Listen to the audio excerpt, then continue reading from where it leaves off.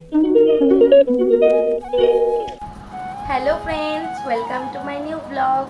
তো সকলকে good morning. তো আজকে অনেক দিন পর চলে এলাম আরও একটা নতুন ব্লগের সাথে। এই কদিন কি বলো তো, শরীরটা ভালো ছিল না, তাই জন্য আমি ব্লগটাও করতে পারিনি।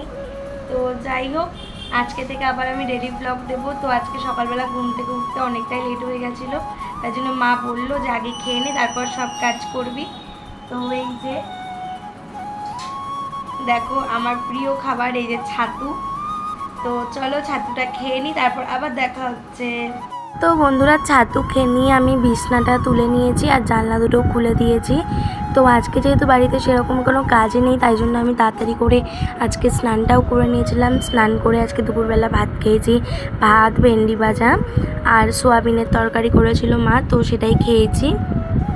তো বন্ধুরা, আমি দুপুরবেলা খাওয়া দাওয়া করে ঘুমিয়ে পড়েছিলাম। ঘুম থেকে উঠলাম, অদিতি বললো ও একটা জায়গায় যাবে, তো সেখানে আমাকে যেতে ওর সঙ্গে। তো দুপুরবেলা খেয়ে দিয়ে যেহেতু ঘুমিয়ে পড়েছিলাম, ওই কারণে ফলটা খাওয়া হয়নি।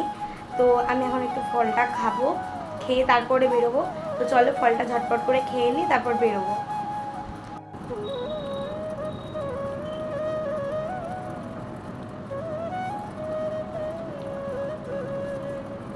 তো বন্ধুরা, আমি তো তোমাদেরকে বললামই যে আমি একটু অদিতির সঙ্গে বেরোচ্ছিলাম, কিন্তু অদিতি ফোন করে বললো যে ও আজকে সেখানে যাবে না, তাই জন্য আমারও বেরোতে হয়নি। কিন্তু দিদি ফোন করে বললো যে বোন আমাদের বাড়িতে আয়, আমি একটা ডান্সের ভিডিও করব। তো এই জন্য আমি একটু দিদি বাড়িতে গিয়েছিলাম।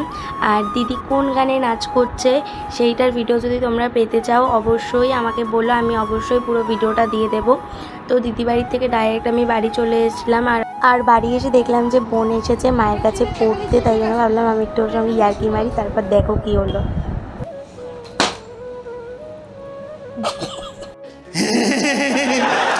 তো যাই হোক, তারপর রাত্রিবেলা বোনও বাড়ি চলে গেল। তারপর আমি ডিনার কমপ্লিট করে মা বাবার সঙ্গে মুভিটা দেখছিলাম।